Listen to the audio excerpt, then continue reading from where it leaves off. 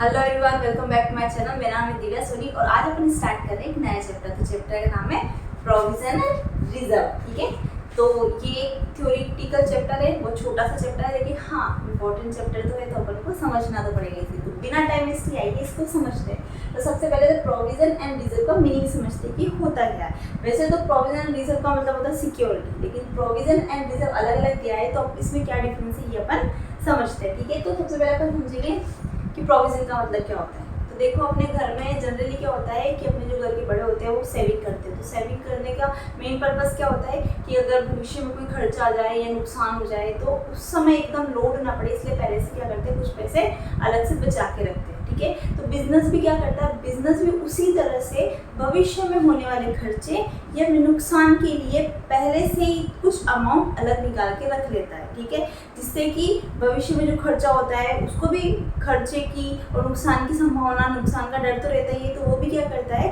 पहले से कुछ पैसा अलग से निकाल के रख लेता है। तो उसको बोलते हैं प्रोविजन। तो प्रोविजन का मीनिंग क्या होता है, provision is an amount. Provision एक ऐसा अमाउंट होता है by charging it to the profit and loss account, जो कि प्रॉफिट एंड लॉस अकाउंट में चार्ज किया जाता है। अगर आप फर्स्ट टाइम पढ़ रहे हैं तो आपको नहीं पता होगा प्रॉफिट एंड लॉस अकाउंट किस तरह से बनाते हैं, लेकिन इसमें मोटा मोटा ये समझ लो कि प्रॉफिट एंड लॉस अकाउंट का मतलब है, नाम से पता चल रहा है कि बिजनेस क्या करता है, वर्ष के अंत में हर बिजनेस देखता ही है कि उसको पूरे साल भर में कितना प्रॉफिट हुआ है या फिर कितना लॉस हुआ है। तो प्रॉफिट एंड लॉस निकालने के लिए पी&एल मतलब प्रॉफिट एंड लॉस को बोलते हैं, पी&एल अकाउंट बनाते हैं। ठीक है, तो ये जो प्रोविजन होता है वो प्रॉफिट एंड लॉस अकाउंट से चार्ज किया जाता है। ठीक है, किसके लिए, to provide for a non liabilities. Non liabilities का मतलब जिसका अपन को पता होता है, जैसे कि बिजनेस में असेट्स है।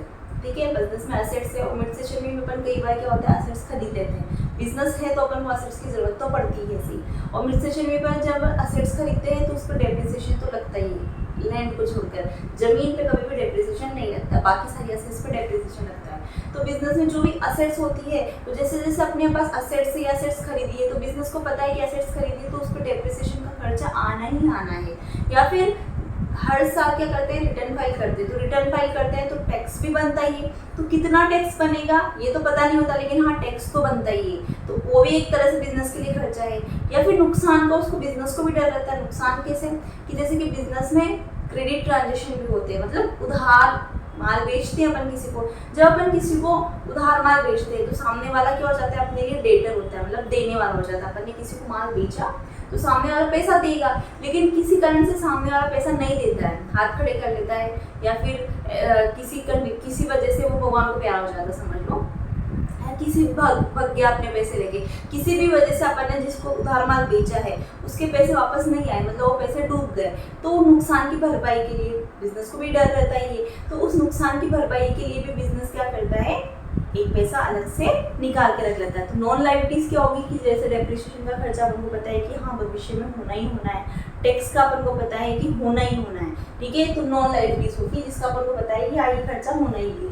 The amount of which can not be determined with accuracy. Accuracy का मतलब होता है कि जो अमाउंट, जो जैसे कि जो लायबिलिटीज होती है, जैसे कि डेप्रिसिएशन का खर्चा हुआ या फिर टैक्स का खर्चा हुआ या फिर बेड डेप्स मतलब जो पैसा डूब गया, इसका अपन को पता नहीं होता कि एग्जैक्ट कितना अमाउंट डूबा है, कितना डेप्रिसिएशन लगेगा, वर्ष के अंत में कितना टैक्स अपन को देना पड़ेगा। ये अपन को पता है कि खर्चा होने वाला है, तो इसलिए अपन को पैसा अलग से निकालना है। लेकिन बिजनेस को ये नहीं पता है ना कि कितना भविष्य में कितना खर्चा होगा, कितना अपन को टैक्स देना पड़ेगा या फिर कितना अपन को नुकसान होएगा। तो एक्यूरेसी नहीं है, सिर्फ क्या करता है, अपन को पता है कि हाँ भाई प्रोविजन एक ऐसा अमाउंट है जो कि बस अपन को पी&एल से चार्ज करना पड़ता है। तो बिजनेस क्या करता है, पहले से ही कुछ पैसा अलग से निकाल के रखता है, कुछ अमाउंट अलग से निकाल के रख लेता है, उसको पता नहीं होता कि एग्जैक्ट कितना अमाउंट है। ठीक है, तो यही होता है प्रोविजन। एक बार मैं बता देती हूँ डेफिनेशन के according, provision is an amount, provision एक ऐसा अमाउंट है जो कि पी&एल अकाउंट से चार्ज किया जाता है नॉन लायबिलिटीज के लिए, और the amount of which can not be determined with accuracy. Business को ये पता नहीं होता है कि वो अमाउंट जिसके लिए अपन प्रोविजन बना रहे हो एक्चुअल में कितना है। ठीक है, वो पहले से ही अपने हिसाब से कुछ पैसा अलग से निकाल कर रख लेता है, तो वो हो जाता है, वो अमाउंट को क्या बोलते हैं, प्रोविजन। मतलब वो प्रोविजन बना लेता है भविष्य में होने वाले खर्चे या फिर नुकसान से बचने के लिए। ठीक है, ये होता है प्रोविजन का मतलब। अब पी&एल में अपन को इसको किस तरह से चार्ज किया जाता है वो आपको मैं बता दूँ। ठीक है, किस तरह से बनता है, ये भी मैं बता देती हूँ मोटा मोटा, इसमें समझ लीजिए। ये हो गया P&L अकाउंट, मतलब प्रॉफिट एंड लॉस अकाउंट। ये किस तरह से बनता है, वही नॉमिनल का रूल लगेगा, डेट पर्टिकुलर अमाउंट, और डेट का कॉलम बनाया मैंने, तो डेट पर्टिकुलर अमाउंट, इसमें भी नॉमिनल का रूल लगेगा। क्रेडिट साइड इनकम आती है और डेबिट साइड में एक्सपेंसेस होती है। तो सपोज अपन बिजनेस का P&L अकाउंट बता रहे हैं, तो अपन को P&L बनना है, तो सपोज अपन की इनकम हुई बाय इनकम इधर लिखी जाती है क्रेडिट साइड में, ठीक है। इनकम हुई 2 लाख रुपये, ठीक है, 2 लाख रुपए की इनकम हुई, और खर्चा हो गया इस साल में, पूरे साल भर में कितना हो गया, 1,50,000। 2 लाख की इनकम हुई, 1.5 लाख का खर्चा हो गया, तो बचा कितना, 50,000। मतलब 50,000 का अपने क्या हुआ, प्रॉफिट निकला। P&L में प्रॉफिट या लॉस निकलता है, या तो प्रॉफिट निकलेगा या फिर लॉस निकलेगा, ठीक है। तो इनकम 2 लाख है, खर्चा 1.5 लाख है, तो जाहिर सी बात है प्रॉफिट कितना होगा, 50,000, ठीक है। लेकिन ये क्या बोल रहा है, प्रोविजन, जो बिजनेस क्या बोलता है, जो प्रोविजन होता है, मतलब जो अमाउंट होता है खर्चे से बचने के लिए, जो प्रोविजन बनता है बिजनेस, वो पहले ही चार्ज कर लेता है, प्रॉफिट निकलने से पहले ही क्या कर लेता है, P&L में लिख लेता है। तो बिजनेस में क्या करता है, 2 लिखेंगे, मतलब डेबिट साइड में लिखेगा, क्योंकि बिजनेस के लिए खर्चा है, खर्चा नहीं है तो क्या होगा, प्रोविजन बना रहा है खर्चे के लिए, तो 2 डेबिट साइड में लिखा था ये 2 प्रोविजन फॉर। अब ये प्रोविजन किसके लिए भी बना सकता है बिजनेस, डेप्रिसिएशन के लिए बना सकता है, टैक्स के लिए बना सकता है, या फिर बेड डेब्ट्स के लिए बना सकता है, किसके लिए भी, जिसका नाम आएगा उसके लिए प्रोविजन बना देता है। तो किधर किस साइड में लिखना है, P&L के डेबिट साइड में। ये बताया ना कि प्रोविजन कहाँ से चार्ज किया जाता है, प्रॉफिट एंड लॉस अकाउंट में। तो पहले क्या करता है बिजनेस, P&L में पहले से ही क्या कर लेता है, वो प्रोविजन का अमाउंट निकाल के रख देता है। तो 2 प्रोविजन फॉर यहाँ पे लिख देंगे, जिसका नाम आ जाएगा जैसे कि डेप्रिसिएशन ना हो, डेप्रिसिएशन, टैक्स या फिर बेड डेब्ट्स। अभी मैंने लिखा है डेप्रिसिएशन, ये भी लिख देती हूँ, डेब्ट्स, टैक्स, ETC, ठीक है। तो जैसे कि प्रोविजन निकाल लिया, मतलब बिजनेस ने प्रोविजन बना लिया किसके लिए, 10,000 रुपये, अपने हिसाब से उसने पैसे निकाल लिया, क्योंकि एक्यूरेट अमाउंट उसको नहीं पता है, उसने तो पहले ही पैसे निकाल रखे हैं। अब कितना प्रॉफिट हुआ, 2 लाख की तो इनकम है, 1.5 लाख का खर्चा हो गया, तो 50,000, और 50,000 में से भी उसने क्या कर लिया, 10,000 रुपये पहले से निकाल लिए बिजनेस में, वो लिख दिया 10,000। तो बैलेंस कैसे निकालते हैं, 2 लाख में से 1,60,000 तो बचे, तो कितने बच गए, 40,000। तो 40,000 का अपने पास क्या हो गया, 2 प्रॉफिट निकल गया। ये समझ में आ गया, ये 40,000 का प्रॉफिट निकल गया। तो यहाँ पे एक बात ध्यान रखो कि जो प्रोविजन निकाला है, ये प्रॉफिट से पहले ही बिजनेस ने निकाल लिया है, पहले प्रोविजन लिखा है, उसके बाद प्रॉफिट आया है, ठीक है। अब ये तो हुआ प्रोविजन, इस तरह से दिखाते हैं P&L में, डेबिट साइड में दिखाते हैं 2 प्रोविजन फॉर डेप्रिसिएशन। ये प्रोविजन का मीनिंग हुआ, ठीक है। अब अपन समझेंगे रिजर्व क्या होता है। तो अब देखो, reserve are the amount, reserve एक ऐसा अमाउंट हो जाता है set aside out of profit, जो प्रॉफिट के बाद निकाला जाता है। कैसे कि जैसे कि अपन को 40,000 का प्रॉफिट हुआ, पहले बिजनेस से 10,000 रुपये पहले निकालिए, अब अपन को 40,000 रुपये का प्रॉफिट हुआ, तो 40,000 रुपये अपन क्या करते हैं, प्रॉफिट को अपन घर पे लेके चलते हैं, ये चल जाए, एक घर पे लेके चले गए, ठीक है। कितना लेके गए, 40,000 रुपये। अब रिजर्व बोलता है कि जो प्रॉफिट होता है उसमें से पैसे निकालता है बिजनेस अलग से, कि सपोज 10,000 रुपये, 40 में से 10,000 रुपये बिजनेस ने रिजर्व के लिए निकाल ली। तो रिजर्व का यहाँ मतलब क्या हो गया कि जो प्रॉफिट होता है, प्रॉफिट में से पैसे निकालता है, ठीक है। और ये क्या, कहाँ जो रिजर्व होता है, ये it is an appropriation of profit में से अप्रोप्रिएशन किया जाता है, उसमें से ही निकाला जाता है। तो इसमें अभी बिजनेस जो प्रॉफिट होता है उसमें से भी 10,000 रुपये क्यों निकाल लेता है, बिजनेस का मेन पर्पस क्या होता है कि भाई financial position of the business की फाइनेंशियल पोजीशन को और बढ़ाने के लिए ही क्या करता है, जो प्रॉफिट होता है उसमें से भी अलग से पैसे निकाल लेता है। जनरली अपने मदर को देखा होगा कि जो पैसे उसके पास मिलते हैं, जो पैसे बचते हैं, तो एक तरह से प्रॉफिट हुआ, उसमें से भी वो पैसे निकाल लेती है। वो पैसे क्यों निकाल लेती है, भविष्य में कुछ अच्छा इन्वेस्ट कर लेंगे, है ना, तो उसके लिए। तो बिजनेस भी क्या करता है, जो प्रॉफिट होता है, प्रॉफिट आता है घर पे, उसमें से थोड़े बहुत पैसे और निकाल लेता है रिजर्व के रूप में, ताकि भविष्य में अपनी फाइनेंशियल पोजीशन को बढ़ाने के लिए वो क्या कर सकते हैं, उसमें लगा सकते हैं। तो बस रिजर्व में ये अंतर है, रिजर्व और प्रोविजन में एक अंतर यहाँ पे पता चल गया अपन को कि जो प्रोविजन होता है वो प्रॉफिट से पहले चार्ज किया जाता है। ये प्रॉफिट बाद में निकला 40,000 का, बिजनेस ने पहले ही 10,000 का पहले चार्ज किया। जबकि रिजर्व बोलता है कि प्रॉफिट होता है उसमें से पैसा अलग से निकालना पड़ता है, ठीक है। और ये P&L रिजर्व लिखा जाता है P&L अप्रोप्रिएशन अकाउंट में। ठीक है। P&L अप्रोप्रिएशन अकाउंट भी आपने नहीं नाम पहली बार सुना होगा, ये पढ़ेंगे भी 12th में। अभी आपको सिर्फ P&L आगे वाले चैप्टर में पढ़ना होगा। P&L अप्रोप्रिएशन अकाउंट में रिजर्व लिखा जाता है, जैसे कि यहाँ प्रोविजन लिखा ना P&L अकाउंट में, इसी तरह से रिजर्व किस में लिखा जाता है, P&L अप्रोप्रिएशन अकाउंट में, ठीक है। सिर्फ ध्यान रखना है कि वो 12th में आएगा। तो 40 में से 10,000 निकालिए। अब यहाँ पे एक बात, रिजर्व हमेशा प्रॉफिट में से निकलता है। अगर मान लो अपन को लॉस हुआ है, तो लॉस हुआ तो उसमें से अलग से पैसे कैसे निकालेंगे, ठीक है। लेकिन लॉस भी होगा तभी प्रोविजन तो अपन को निकालना ही, प्रोविजन का लिए अपन को बिजनेस अलग से पैसा निकालते ही निकालता है। चाहे प्रोविजन के बाद ये 40 की प्रॉफिट की जगह भले से लॉस आ जाए, लेकिन ये प्रोविजन तो बिजनेस बनाता है ना। ये लीगल है कि हाँ उसको बनाना ही है बिजनेस को। तो ये प्रोविजन और रिजर्व का मतलब हो गया। अब अपन प्रोविजन और रिजर्व में क्या अंतर है ये भी अपन देखते हैं। तो प्रोविजन और रिजर्व में क्या अंतर है, क्या तो मीनिंग अपन को समझ में आ गया है रिजर्व और प्रोविजन का। अब इसमें मोटा मोटा क्या अंतर होता है, तो देखिए रिजर्व का नेचर कैसा होता है। सबसे पहले नेचर, रिजर्व का नेचर कैसा है, reserve it is appropriation of profit, ये प्रॉफिट को अप्रोप्रिएशन करता है। मतलब जैसे अपन का अभी 40,000 का मैंने समझाया कि 40,000 का प्रॉफिट निकला, उसमें से पैसा निकाला गया है। जबकि प्रोविजन क्या होता है, प्रॉफिट के अगेंस्ट, मतलब प्रॉफिट निकलने से पहले ही प्रोविजन निकाल लिया जाता है। तो ये it is appropriation of profit, ठीक है। और प्रोविजन का क्या नेचर है कि it is charge against profit, ये प्रॉफिट के अगेंस्ट चार्ज किया जाता है। मतलब प्रॉफिट से पहले और चार्ज होता है प्रोविजन, और रिजर्व प्रॉफिट के बाद होता है, ये अंतर। दूसरा अंतर क्या है, purpose, to strain the financial position of purpose. Profit निकला, उसमें से भी पैसे अलग से निकाल लिए बिजनेस ने, तो वो किस पर्पस से निकाले, क्यों, ताकि अपनी फाइनेंशियल पोजीशन, बिजनेस की फाइनेंशियल पोजीशन को और स्ट्रॉन्ग करने के लिए। जबकि इसका क्या पर्पस होता है, टू मीट नॉन लाइबिलिटीज, मतलब जो आने वाली जिम्मेदारियां होती है, आने वाली बिजनेस में जो लाइबिलिटीज है उनके लिए पहले से क्या करता है, वो पैसे निकालता है, ठीक है।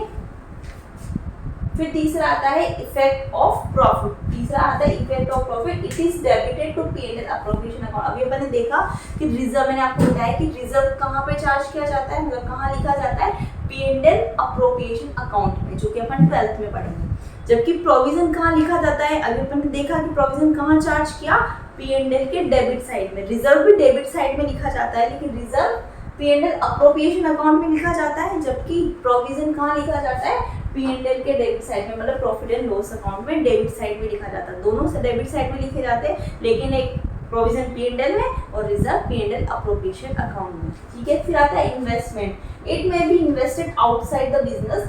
इन्वेस्टमेंट क्या हो जाता है, रिजर्व प्रॉफिट निकलने के बाद जो पैसा बचता है उसको outside invest, outside the business के आउटसाइड भी अपन क्या कर सकते हैं, इन्वेस्ट कर सकते हैं। जबकि प्रोविजन को अपन इन्वेस्ट नहीं कर सकते, it is not invested. Upon invest क्यों करेंगे, इन्वेस्ट करने की जरूरत ही नहीं है, क्योंकि प्रोविजन बनाई किसके लिए है, नॉन लाइबिलिटीज या नुकसान या खर्चे से बचने के लिए अपन पहले से पैसा निकाल रहे हैं। तो वो पैसा निकाल रहे हैं, इन्वेस्ट नहीं कर रहे, क्योंकि इन्वेस्ट तभी करेंगे ना जब प्रॉफिट होगा। प्रॉफिट होगा, उसमें से अपन ने पैसा निकाला ताकि अपन इन्वेस्ट कर सके कहीं ना कहीं बाद में बिजनेस के लिए, आउटसाइड द बिजनेस के आउटसाइड भी अपन इसको इन्वेस्ट कर सकते हैं। जबकि ये तो प्रॉफिट के आगे, प्रोविजन तो प्रॉफिट के अगेंस्ट ही चार्ज कर लेते हैं, क्योंकि लाइबिलिटीज खर्चे या नुकसान से बचने के लिए, तो इसको अलग से अपन को इन्वेस्ट नहीं कर सकते, प्रोविजन को नहीं कर सकते, जबकि रिजर्व को इन्वेस्ट कर सकते हैं, अंतर है। फिर आता है टू लीगल रिक्वायरमेंट, जो to non legal, not legal और लीगल, मतलब जो प्रोविजन बनता है, ठीक है, जो प्रोविजन बनता है तो बिजनेस के लिए लीगल रिक्वायरमेंट होती है प्रोविजन के लिए कि ये बनाना ही बनाना है। लीगल रिक्वायरमेंट है कि प्रोविजन को तो अपन बनाना ही बनाना है, जबकि रिजर्व के लिए लीगल रिक्वायरमेंट नहीं है, आप बना भी सकते हो नहीं भी बना सकते हो, मतलब रिजर्व अलग से लिख भी सकते हो। प्रोविजन तो अपन को बनाना ही, मतलब भविष्य में होने वाले खर्चे के लिए अपन को पहले से तैयारी करके रखनी है। बिजनेस बोलता है कि पहले से अपन को पैसा निकाल के रखना है, पहले से अपन को क्या होना है, अलर्ट रहना है, तो ये लीगल रिक्वायरमेंट है। जबकि रिजर्व है वो लीगल रिक्वायरमेंट नहीं है। फाइनेंशियल पोजीशन को स्ट्रॉन्ग करने के लिए भविष्य में वो पैसा निकाला जाता है, तो वो जरूरी नहीं है, आपकी इच्छा हो तो निकालो, बिजनेस की इच्छा हो तो निकालो, वरना ना निकालो, ठीक है। तो ये मोटा मोटा रिजर्व और प्रोविजन में अंतर है। अब अपन पढ़ेंगे कि रिजर्व, अब नेक्स्ट टॉपिक है कि रिजर्व कितने प्रकार के होते हैं। मीनिंग हो गया, प्रोविजन और रिजर्व में अंतर पता चल गया। अब देखते हैं कि रिजर्व कितने तरह के होते हैं। रिजर्व, अब यहाँ पे रिजर्व दो तरीके के होते हैं, एक होता है रेवेन्यू, रेवेन्यू रिजर्व, दूसरा होता है कैपिटल रिजर्व। ठीक है, कैपिटल रिजर्व कितने प्रकार के होते हैं? दो प्रकार के, एक रेवेन्यू और दूसरा कैपिटल रिजर्व। अब अपन को पता है रिजर्व कब निकलता है? प्रॉफिट होने के बाद। ठीक है, तो रिजर्व दो तरह के, रेवेन्यू रिजर्व और कैपिटल रिजर्व। तो रिजर्व कहाँ से निकलेगा? प्रॉफिट में से। तो सबसे पहले इसको समझते हैं। तो प्रॉफिट भी दो तरीके के होते हैं। ये प्रॉफिट, एक हो गया रेवेन्यू प्रॉफिट और दूसरा हो गया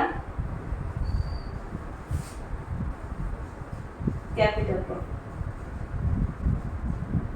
अब देखो, दो रिजर्व है तो मतलब प्रॉफिट भी दो तरीके के होंगे, क्योंकि प्रॉफिट में से रिजर्व निकलता है। ठीक है, तो सबसे पहले रेवेन्यू रिजर्व है, तो रेवेन्यू रिजर्व कहाँ से निकलता है? रेवेन्यू प्रॉफिट में से। रेवेन्यू प्रॉफिट क्या होता है? रेवेन्यू मतलब एक ऐसा प्रॉफिट जो कि अपन को कंसिस्टेंसी के साथ आ रहा है। सपोज मेरा जो बिजनेस है उसमें मेरे हर महीने का प्रॉफिट आ रहा है 1 लाख रुपए, 2 लाख रुपए, मतलब प्रॉफिट आ रहा है, कंटिन्यू के साथ पैसा आ ही रहा है, क्योंकि मेरा बिजनेस कंटिन्यू चल रहा है। जैसे कि मैं एक टीचर हूँ, मैं बच्चों को पढ़ा रही हूँ, तो हाँ कि मेरे हर महीने पैसे आते जा रहे हैं, प्रॉफिट आता जा रहा है, कंसिस्टेंसी के साथ मेरा प्रॉफिट होता जा रहा है। तो जो कंसिस्टेंसी के साथ जो रेवेन्यू आ रहा है, तो उसमें से जो प्रॉफिट होता है उसमें से अपन क्या करते हैं? रेवेन्यू रिजर्व बनाते हैं। रेवेन्यू प्रॉफिट में से रेवेन्यू रिजर्व निकालते हैं। इसी तरह से कैपिटल रिजर्व क्या होता है? कैपिटल प्रॉफिट में से जो अपना कैपिटल प्रॉफिट होता है। कैपिटल प्रॉफिट क्या होता है? कैपिटल प्रॉफिट का मतलब होता है बिजनेस में जैसे कि जो चीज कभी कभी बेचने पे या किसी चीज से कभी कभी प्रॉफिट होता है। जैसे कि बिजनेस में कोई असेट्स अपन ने बेच दी। अब अपन असेट्स हर महीने तो बेचते नहीं, कभी कभार बेचते 6 महीने में, साल भर में। तो अपन ने कोई असेट्स बेच दी, या फिर अपन को कोई खजाना मिल गया, है ना, कुबेर का कभी खजाना मिल गया। तो वो चीज रोजाना तो मिलती नहीं, कभी कभी मिलती है, और एक साथ बड़ी चीज मिलती है। कुबेर का खजाना बड़ा है, अपन एसेट्स बेची तो उससे अच्छा प्रॉफिट हुआ। तो जो प्रॉफिट कभी कभार होता है, ठीक है, तो वो होता है कैपिटल रिजर्व। असेट्स को बेचने से या फिर कहीं लॉटरी लगने से जो प्रॉफिट होता है वो कैपिटल प्रॉफिट में जाता है। तो जो कैपिटल प्रॉफिट होता है उसमें से कैपिटल रिजर्व निकाला जाता है। तो रिजर्व दो तरीके के होते हैं, रेवेन्यू और capital reserve. Revenue reserve revenue profit में से निकाला जाता है, और कैपिटल रिजर्व कैपिटल प्रॉफिट में से निकाला जाता है। जो प्रॉफिट होता है कैपिटल का, उसमें से जो निकलता है वो कैपिटल रिजर्व होता है। ठीक है, अब रेवेन्यू रिजर्व भी दो तरीके के होते हैं। ठीक है, अब रेवेन्यू रिजर्व भी दो तरीके के होते हैं। दो हो गए, पहले तो रिजर्व तो दो में बांटा गया है, एक रेवेन्यू में, एक कैपिटल में। ठीक है, अब रेवेन्यू भी दो तरीके के होते हैं। रेवेन्यू रिजर्व में दो तरीके के होते हैं, एक जनरल रिजर्व, एक स्पेसिफिक रिजर्व। जनरल रिजर्व क्या होता है कि बिजनेस जो रेवेन्यू रिजर्व में से जो पैसा निकाला है, पैसा अलग रखा है, वो क्या करता है जनरली कहीं भी यूज कर लेता है। बिजनेस उस चीज को, उस पैसे का कहीं भी यूज कर लेता है, जनरली किसी भी चीज में यूज कर लेता है। तो होता है जनरल रिजर्व, मतलब जो रेवेन्यू प्रॉफिट होता है उसमें से जो बिजनेस से पैसा निकाला है।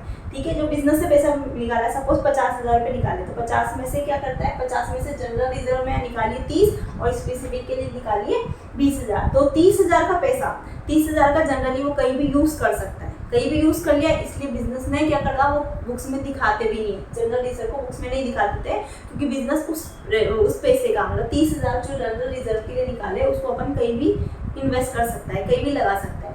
जबकि स्पेसिफिक रिजर्व मतलब जो अमाउंट होता है वो एक स्पेसिफिक इन्वेस्टमेंट के लिए ही बिजनेस रखता है। सपोज जैसे कि एग्जांपल है वर्कमैन कंपनसेशन। सबसे पहला एग्जांपल इसका वर्कमैन कंपनसेशन।